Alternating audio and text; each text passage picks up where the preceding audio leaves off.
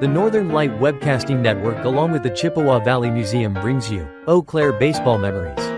A look at the history of minor league baseball in Eau Claire from 1886 through 1962. And now, today's episode of Eau Claire Baseball Memories. Episode 1 is called Fields and Teams, where we examine the minor league teams that played in Eau Claire and the fields they called home. According to Brian Lancet in his research paper for the Department of History in the University of Wisconsin-Eau Claire, called Celebrity and Controversy, professional baseball in Eau Claire before 1900, during the aftermath of the Civil War, a new form of popular entertainment made its way onto the fields of Eau Claire and into the hearts of its citizens. Baseball reached its pinnacle in popularity in 1885 when the Eau Claires, the city's first professional team, took to the diamond. The team was avidly followed and supported by local fans and by the local press. When most people think about minor league baseball in Eau Claire, the first ballpark that comes to mind is Carson Park. But actually, Carson Park is the fourth ballpark to host minor league baseball. By 1885, baseball, which had been in Eau Claire since 1867 as an organized sport, had evolved into a serious business venture in Eau Claire.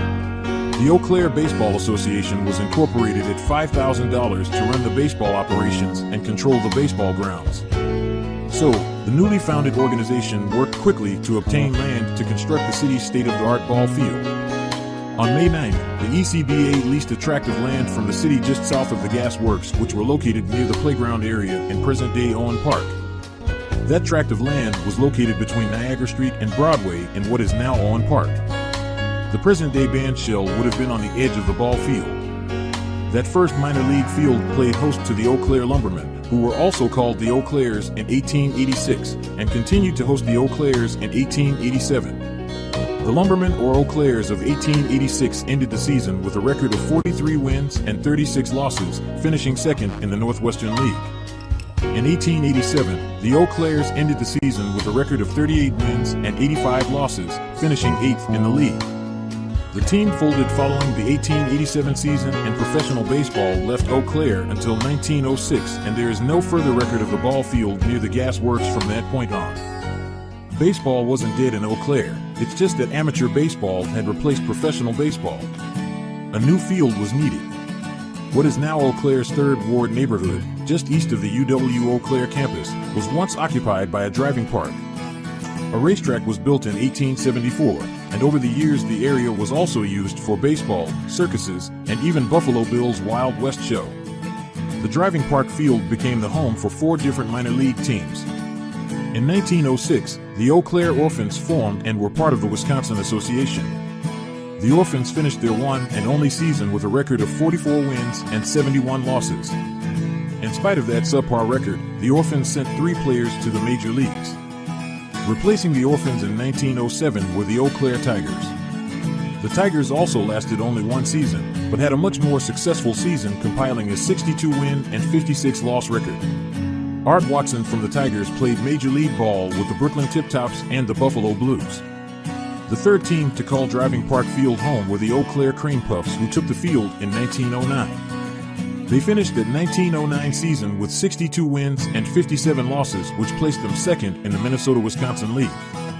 The Cream Puffs Jack Kading played Major League ball with the Pittsburgh Pirates and Chicago Chi-Feds.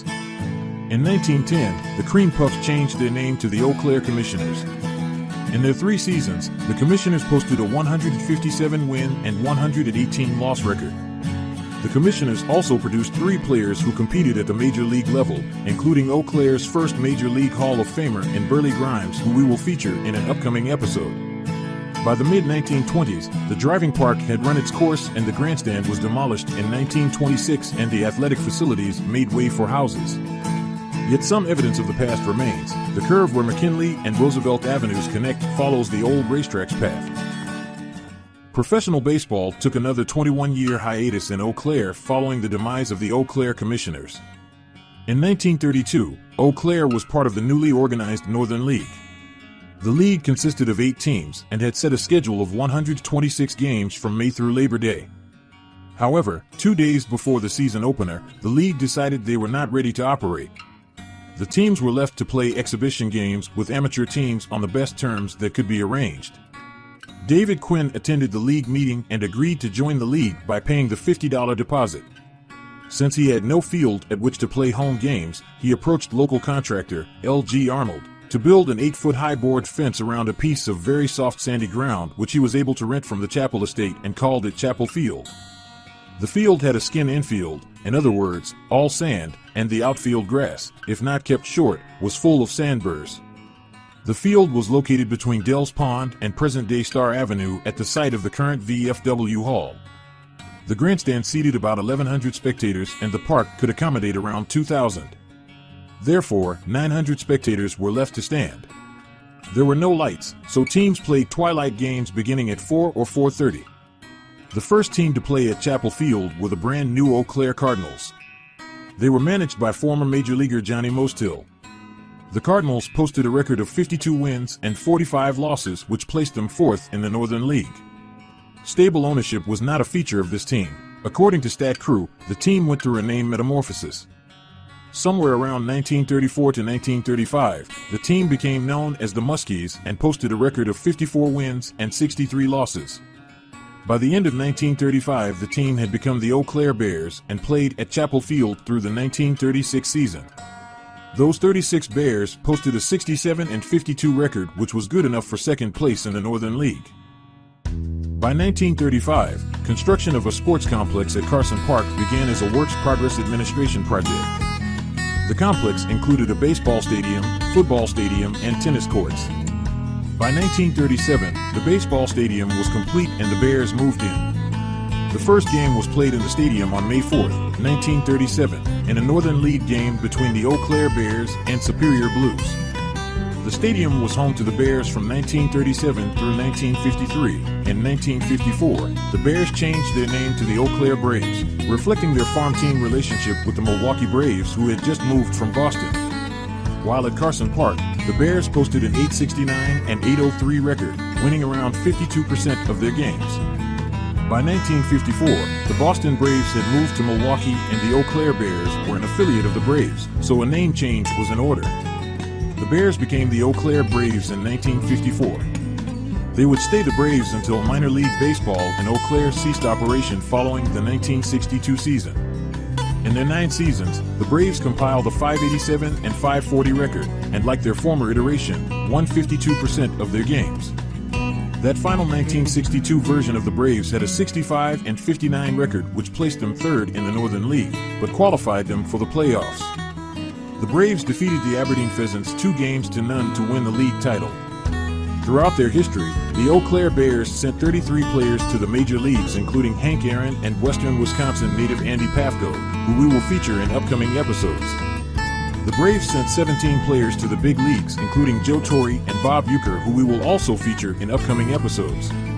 Other notables who played at Carson Park who went to the major leagues would include Patsy Garrity, Wes Westrom, Vic Johnson, Chuck Tanner, Billy Bruton, Wes Covington, Johnny Gorel, Lee May, Hank Aaron's brother Tommy Aaron, and Rico Cardi. That was the last pitch of the Northern Light Webcasting Network along with the Chippewa Valley Museums, Episode 1 in the series Eau Claire Baseball Memories. A look at the history of minor league baseball in Eau Claire from 1886 through 1962. Episode 2 will air right after this short timeout. Honey, the kids are antsy. What can we do that will keep all of us entertained and won't break the bank? How about we take them to the Cavaliers game? Tickets are inexpensive, there's popcorn, hot dogs, and other baseball treats, and great baseball action. That's right, Eau Claire Cavalier Baseball, your best choice for affordable family entertainment. Check out the schedule at www.eauclaircavaliers.org. The Northern Light Webcasting Network along with the Chippewa Valley Museum brings you Eau Claire Baseball Memories. A look at the history of minor league baseball in Eau Claire from 1886 through 1962. And now, today's episode of Eau Claire Baseball Memories. Episode 2 is called A Grimy Start, where we examine some of those minor leaguers who played on Eau Claire's first minor league baseball team, the Eau Claires, sometimes referred to as the Lumbermen, and then we'll examine one of Eau Claire's first true baseball superstars. Although the players we're looking at today could hardly be classified as a complete list of those who played for the Eau Claires in 1886 and 1887, we hope it gives you a taste of the first completely professional baseball played in Eau Claire. Lev Shreve was a pitcher who compiled a career record of 36 wins and 25 losses and a 1.77 earned run average in his 65-game pitching career with 4 minor league teams, including a 1886 stint with the Eau Claires. Following 1886, Shreve was signed by the Baltimore Orioles for their 1887 campaign. Shreve played for both the Orioles and the Indianapolis Hoosiers, compiling a record of 19 wins and 37 losses in his 59-game career. Another example of the players for the Eau Claires would include Len Stockwell. Len Stockwell fits the proverbial player who bounced around the minors before being called up to the major leagues. He compiled a career batting average of .249 with 3 home runs and 0 RBI in his 250-game minor league career with 15 different minor league teams in a 17-year span. In the majors, he played for the Cleveland Blues, Louisville Eclipse, and the Cleveland Spiders. Casey at the bat may have actually played in Eau Claire. John Patsy Cahill played in Eau Claire in 1887 following his major league career with the Columbus Buckeyes, the St. Louis Maroons, and Indianapolis Hoosiers. Cahill played the rest of his career in the minor leagues. Stops Cahill made included the Eau Claires of the Northwestern League, as well as 9 other minor league teams. He finally retired from playing in 1896 and tried his hand at umpiring. Unfortunately, that didn't last long as he passed away in 1901 at the age of 36. There is speculation that Cahill was the inspiration for Ernest Lawrence Thayer's poem Casey at the Bat after Thayer reportedly saw Cahill play in Stockton, California. One of the more productive players for the Eau Claires was Charlie Riley, who played in Eau Claire in 1887. While here, Riley hit an impressive .353, including 7 home runs and 61 stolen bases. In 1889, he was called up to the majors where he began an 8-year major league career with the Columbus Solons, the Pittsburgh Pirates, the Philadelphia Phillies, and Washington Senators. He played every position except pitcher and catcher and posted a career batting average of .250. Some 25 years later, one of the most famous players who played minor league ball in Eau Claire played for the Eau Claire Commissioners. Western Wisconsin's own Burley Grimes. Grimes was born in Emerald, Wisconsin on August 18, 1893, and went to high school and played high school baseball in Clear Lake, Wisconsin. He was best known for throwing the spitball. I used to chew slippery elm, the bark right off the tree. Come spring, the bark would get nice and loose, and you could slice it free without any trouble. What I checked was the fiber from inside, and that's what I put on the ball. The ball would break like hell, away from right-handers and in on lefties. Those words were from noted spitballer Burley Grimes, whose major league career began in 1916 with the Pittsburgh Pirates. While pitching for the Eau Claire Commissioners in 1912, Grimes posted a 4-4 record with an earned run average of 3.52. That was good enough for Grimes to work his way up through the minor leagues, where he continued to impress. In 1913 and 1914, while pitching for Chattanooga Lookouts, the Richmond Colts, and the Birmingham Barons, he posted an earned run average of 0.00 in 418 innings pitched. Grimes finally got called up to the majors when the Pittsburgh Pirates came calling in 1916. In 2 seasons with the Pirates, Grimes would accumulate a 5-19 record. That led to a departure from the Steel City. The Pirates traded Grimes to the Brooklyn Robins, which would later become the Brooklyn Dodgers, and he immediately dispelled any doubts about his ability to pitch. Grimes' first season with the Robins was impressive as he racked up a 19-9 record. He would play 8 more seasons in Brooklyn, totaling an additional 139 wins while leading the National League in complete games 3 times, 1921, 1923, and 1924, innings twice, 1923 and 1924, as well as wins in 1921 and strikeouts also in 1921. It was during this period that Major League Baseball banned the spitball, but allowed Grimes and 16 other pitchers to continue utilizing the pitch. The final 8 years of Grimes' career was spent on the move, as he played for the New York Giants, Pittsburgh Pirates, Boston Braves, St. Louis Cardinals, Chicago Cubs, and New York Yankees. His most noteworthy effort came in his second stint with the Pirates in 1928, when he again paced the National League in wins with 25, games appeared with 48, complete games at 28, and innings pitched. In 1931, as a member of the St. Louis Cardinals, Grimes claimed his first and only championship as he won both of his starts in the World Series versus the Philadelphia Athletics. After his playing career ended in 1934, Grimes would go on to manage in the major leagues, leading the Dodgers in 1937 and 1938. Grimes was the first Eau Claire minor leaguer to be elected to the Major League Baseball Hall of Fame in Cooperstown, New York. He was elected to the Hall in 1964. Coming up in the next episode, we'll look at Andy and the Hammer. That was the last pitch of the Northern Light Webcasting Network along with the Chippewa Valley Museums, Episode 2 in the series Eau Claire Baseball Memories. A look at the history of minor league baseball in Eau Claire from 1886 through 1962. Episode 3 will air right after this short timeout. Let NLWN-TV take you out to the ballgame.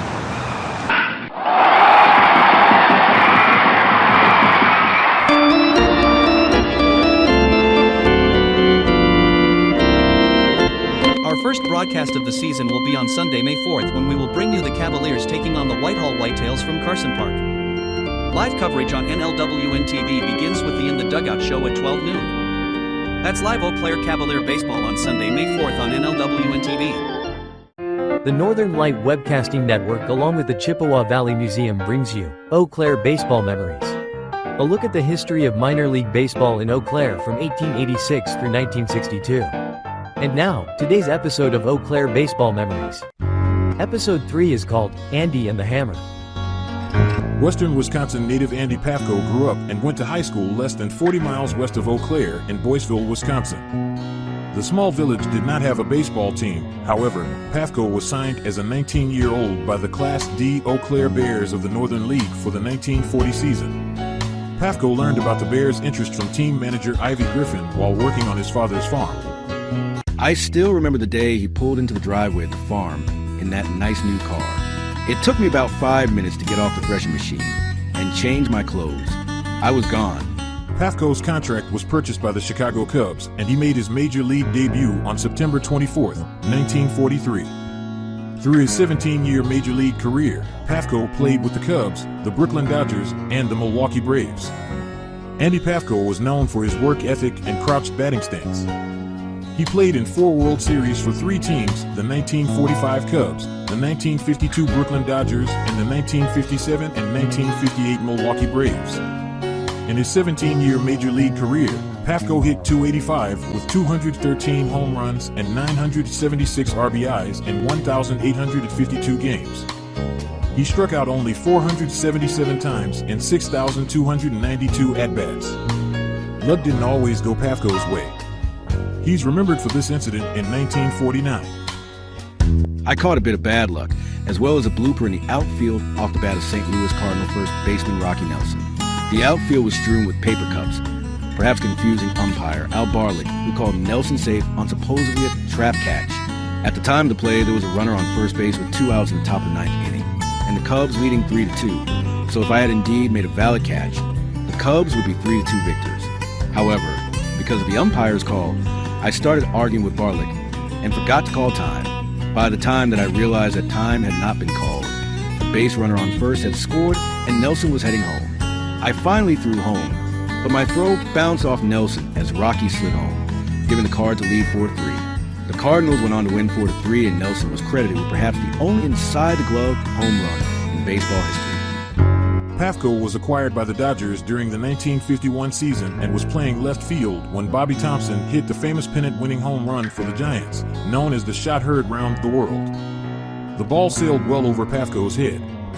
Andy Pafko may also have hit the longest home run ever if measured by where the ball stops. While playing for the Cubs against the Boston Braves, he hit a homer that went over the fence and landed on a coal car of a passing train. It didn't stop until it got to New York. While playing in that 1940 season in Eau Claire, Handy Andy compiled a .209 batting average, which was good enough to get him moved to the Green Bay Blue Jays the following season. The Hammer is only one of the nicknames given to Henry Aaron. He was probably better known as Hammer and Hank. Back on November 20th, 1951, baseball scout Ed Scott signed 17-year-old Henry Aaron to a contract on behalf of the Indianapolis Clowns of the Negro American League, where he played for 3 months. As a result of his standout play with the Indianapolis Clowns, Aaron received 2 offers from major league teams via telegram, one from the New York Giants and the other from the Boston Braves. The Braves purchased Aaron's contract from the Clowns for $10,000. The Braves assigned Aaron to the Eau Claire Bears, the Braves' Northern League Class C farm team. The 1952 season proved to be very beneficial for Aaron. Playing in the infield, Aaron continued to develop as a ball player and made the Northern League's All-Star team. By the end of the season, he had performed so well that the league made him the unanimous choice for Rookie of the Year. Although he appeared in just 87 games, he scored 89 runs, had 116 hits, 9 home runs, and 61 RBI. In addition, Aaron hit for a .336 batting average. In 1953, Aaron played for the Jacksonville Braves of the Southern League, and that winter he played winter ball in Puerto Rico, where he learned to play in the outfield. By the time the 1954 season rolled around, Hammerin' Hank was called up to the Milwaukee Braves. Hank Aaron compiled a career batting average of .305 with 755 home runs and 2297 RBI in his 3,298-game career with the Milwaukee Braves, the Atlanta Braves, and the Milwaukee Brewers. Aaron was elected to the Baseball Hall of Fame in 1982. On April 8, 1974, Aaron did the unimaginable when he broke Babe Ruth's record for career home runs as he hit number 715 off the Los Angeles Dodgers' Al Downing. It was shortly after Hank Aaron's record-breaking home run that Georgia Congressman Andrew Young declared, "Through his long career, Hank Aaron has been a model of humility, dignity, and quiet competence." He did not seek the adoration that is accorded to other national athletic heroes, yet he has now earned it. The city of Eau Claire has erected a statue of Henry Aaron right outside of the Carson Park Baseball Stadium to commemorate Aaron's start with the Braves organization by playing in Eau Claire.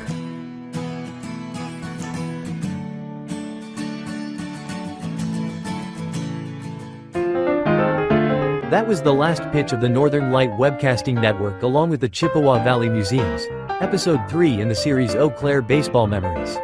A look at the history of minor league baseball in Eau Claire from 1886 through 1962. Episode 4 will air right after this short timeout.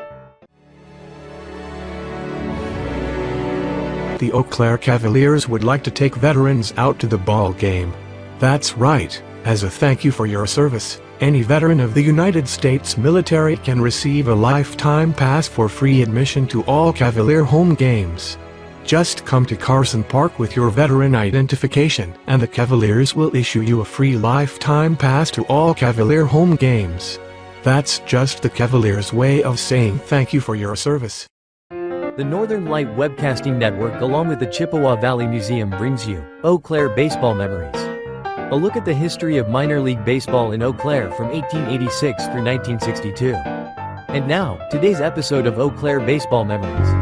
Episode 4 is called Bob and a Cup o' Joe, where we look at the two most recent members of the Baseball Hall of Fame who played minor league ball in Eau Claire. In 1956, following his stint in the Army, 22-year-old Bob Uecker signed a professional contract with his hometown Milwaukee Braves. The Braves assigned Uecker to their Class C affiliate, the Eau Claire Braves. After playing 45 games in Eau Claire, he went on to play with Boise, Evansville, and Wichita before returning to Eau Claire for the final 83 games of the 1957 season.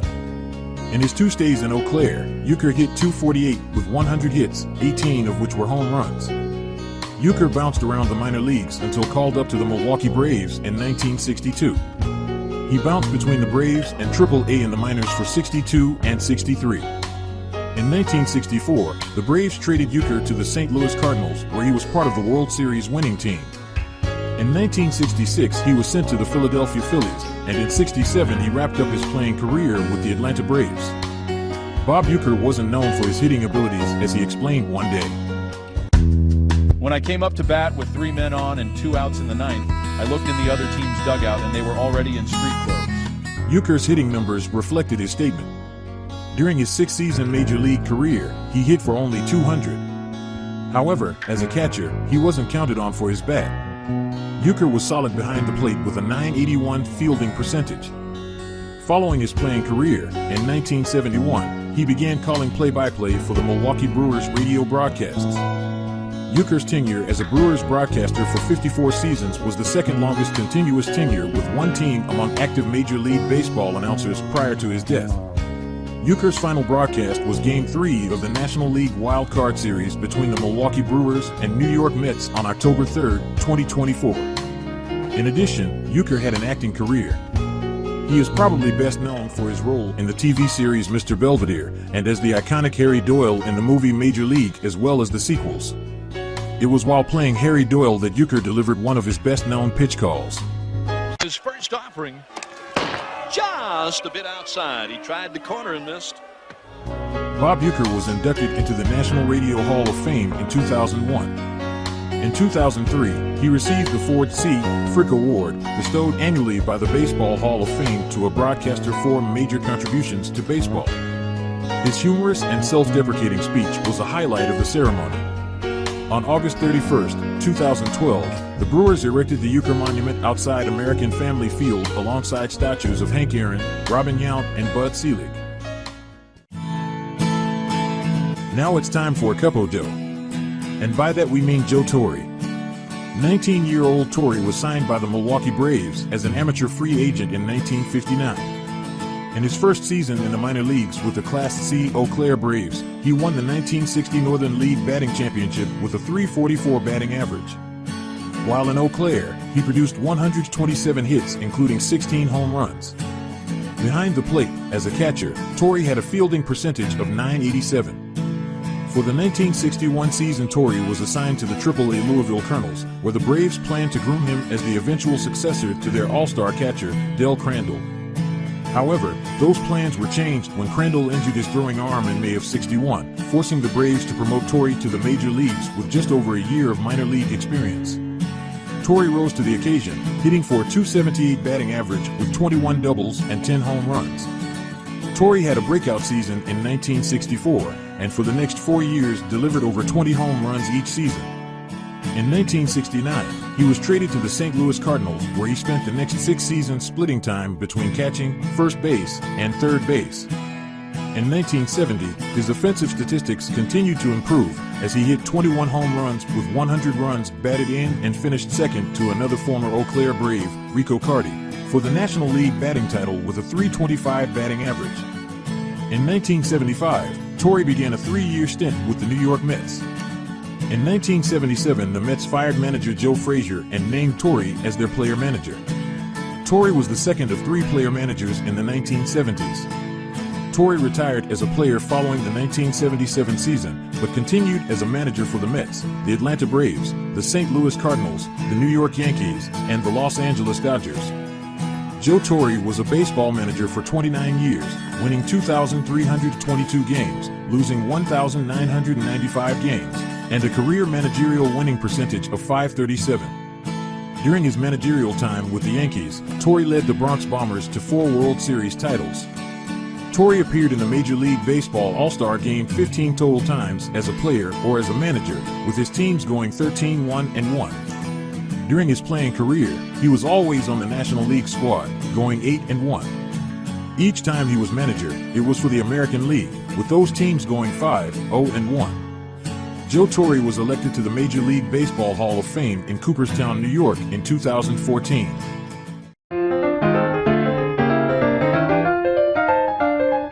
That was the last pitch of the Northern Light Webcasting Network along with the Chippewa Valley Museums, Episode 4 in the series Eau Claire Baseball Memories.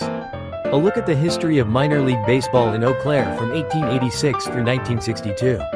Episode 5 will air right after this short timeout. Let NLWN-TV take you out to the ballgame.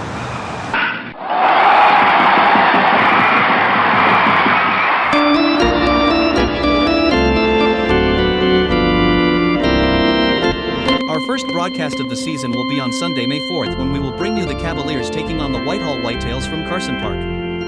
Live coverage on NLWN-TV begins with the In the Dugout show at 12 noon. That's live Eau Claire Cavalier baseball on Sunday, May 4th on NLWN-TV.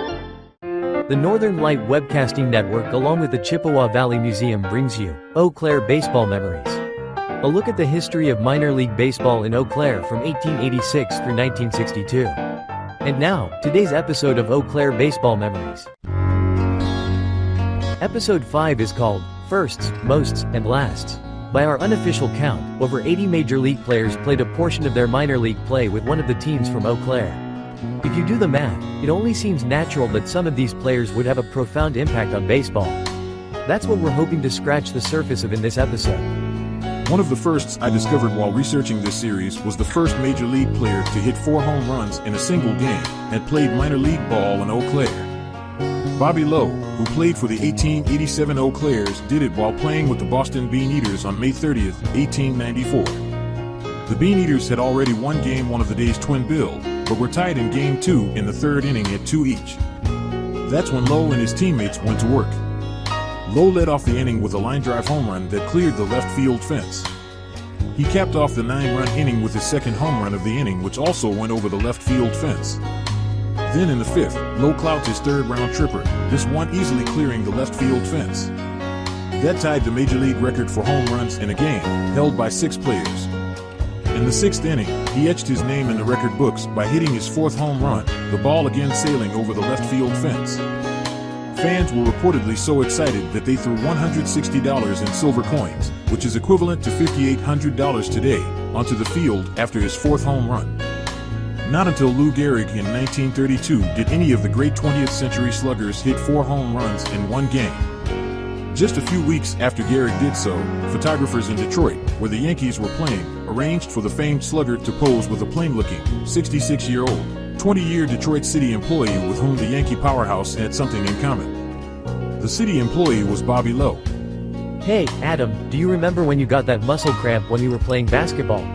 What did you call it? Don't remind me. I called it a Charlie horse. That's what I thought. Did you know that the phrase Charlie horse was first coined by a baseball player who had played with the 1887 Eau Claires? Joe Quest has been credited in several accounts with coining the phrase Charlie horse to describe a sudden leg cramp or sprain. Baseball historian Bill James relies on an origin story set forth in multiple accounts published in 1906. According to that version, Quest and several other members of the White Stockings spent an off day the horse races. The players had received a tip that a horse named Charlie was a sure thing in one of the races. All of the players, except Quest, placed bets on Charlie. The horse took an early lead in the race but pulled up lame around the final turn. Quest, who had been teased for not betting on the horse, reportedly yelled to the other players, "Look at your Charlie horse now." The next day, while running to second base, Chicago outfielder George Gore pulled up with a strain, much as the horse had done. The incident is reported to have prompted Quest to proclaim, "There's your old Charlie horse." From that time, the players began using the term to refer to a sudden leg cramp or strain. Although it's not unusual for Major League players to play for several teams in their Major League career, the former Eau Claire product to play for the most teams was Lou Say. Say played for the Eau Claires in 1886. His Major League stops included the Baltimore Marylands, the Baltimore Canaries, the Washington Nationals, the Cincinnati Redlegs, the Philadelphia Athletics, the Baltimore Orioles, the Kansas City Cowboys, and the Baltimore Monumentals. He was equaled by 1947 Eau Claire Bears product. Right behind were a couple of players who played with 7 teams. 1935 Eau Claire Muskie, Hank Majeski, and 1912 Eau Claire Commissioner Burley Grimes. Of course, the player who played in Eau Claire and is best known for most would be the 1952 Eau Claire Bear, Hank Aaron. On April 8, 1974, Aaron hit his 715th home run off Al Downing to break Babe Ruth's record of 714. When he retired from baseball, Aaron had hit 755 home runs, the most of anyone in the game. Since then, that record was broken by Barry Bonds, who hit 762. When we mention last, we could be talking about the last player to do something in the major leagues. Or we could be talking about someone who had a lasting impression on baseball. I've got a last for you. 1912, former Eau Claire Commissioner Burley Grimes, otherwise called Old Stubblebeard. Major League Baseball banned the spitball, the act of putting spit or some other substance on the ball to create a sharper break to the pitch, in 1920. To avoid a complete disruption of the game, a group of 17 existing spitballers, including Grimes, were grandfathered in and allowed to continue throwing the pitch legally until they retired. Old Stubblebeard threw the last legal spitball in Major League Baseball in 1934 with the St. Louis Cardinals. Another last is the lasting contribution of John Patrick Cahill, who played in Eau Claire in 1887. He became part of baseball lore when he is believed to have been the inspiration for Ernest Lawrence Thayer's poem, Casey at the Bat, after Thayer reportedly saw Cahill play in Stockton, California. What a better way to close out this series than with Ernest Lawrence Thayer's poem, Casey at the Bat.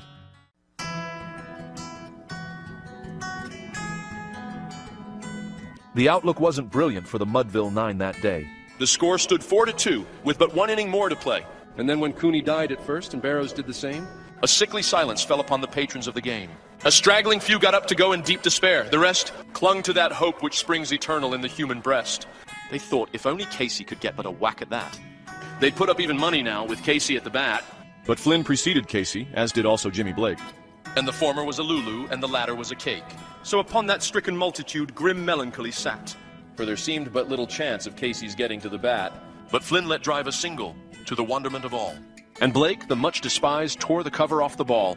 And when the dust had lifted, and the men saw what had occurred, there was Jimmy safe at second, and Flynn a hugging third. Then from 5,000 throats and more there rose a lusty yell. It rumbled through the valley, it rattled in the dell. It knocked upon the mountain and recoiled upon the flat. For Casey, mighty Casey, was advancing to the bat. There was ease in Casey's manner as he stepped into his place. There was pride in Casey's bearing and a smile on Casey's face. And when, responding to the cheers, he lightly doffed his hat, no stranger in the crowd could doubt 'twas Casey at the bat. 10,000 eyes were on him as he rubbed his hands with dirt.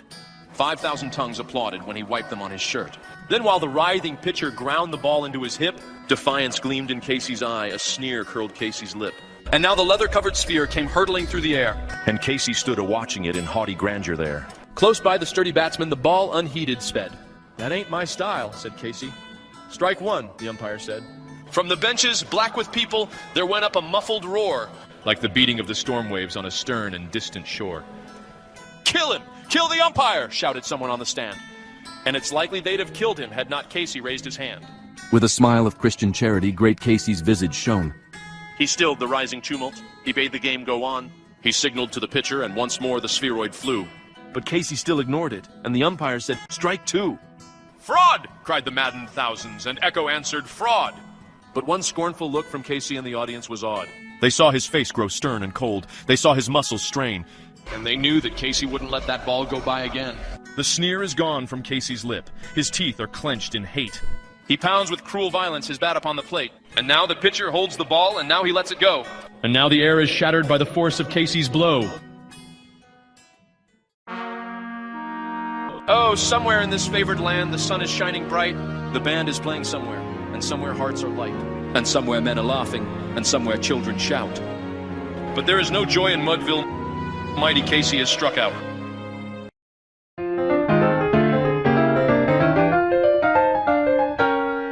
That was the last pitch of the Northern Light Webcasting Network along with the Chippewa Valley Museums, Episode 5 in the series Eau Claire Baseball Memories. A look at the history of minor league baseball in Eau Claire from 1886 through 1962.